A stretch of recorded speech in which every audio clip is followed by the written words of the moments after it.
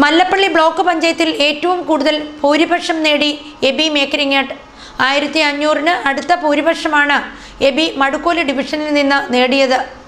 ജനങ്ങൾ നൽകിയ വലിയ പിന്തുണയാണ് 1500ഓളം വോട്ടിൻ്റെ ഭൂരിപക്ഷത്തിൽ തനിക്ക് വിജയിക്കുവാൻ സാധിച്ചതെന്ന് മല്ലപ്പള്ളി ബ്ലോക്ക് പഞ്ചായത്തിൽ ഏറ്റവും കൂടുതൽ ഭൂരിപക്ഷം നേടിയ എബി മേക്കരിങ്ങാട്ട് പറഞ്ഞു. കഴിഞ്ഞ 3 തവണയായി കല്ലുപ്പാറ പഞ്ചായത്തിലെ വിവിധ വാർഡുകളിൽ നിന്ന് ജയിച്ച എബി ആദ്യമായിട്ടാണ് ബ്ലോക്ക് പഞ്ചായത്തിലേക്ക് മത്സരിക്കുന്നത്.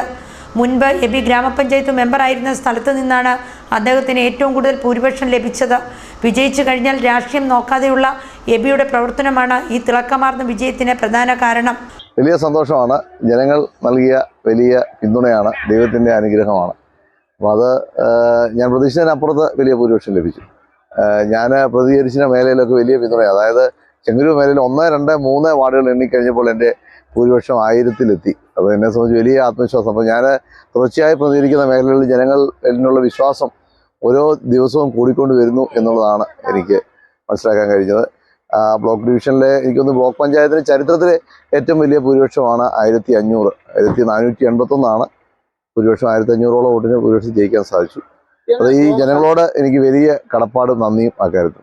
പാർട്ടി നേതൃത്വം പറഞ്ഞതനുസരിച്ച് പ്രവർത്തിക്കുകയും വോട്ടർ പട്ടികയിൽ കൃത്യമായി പേര് ചേർത്തതുമാണ് UDF സ്ഥാനാർത്ഥികളുടെ വിജയത്തിന് പ്രധാന കാരണമെന്നും കോൺഗ്രസ് ബ്ലോക്ക് പ്രസിഡന്റ് കൂടിയായ എബി മേക്കരിങ്ങാട്ട് പറഞ്ഞു.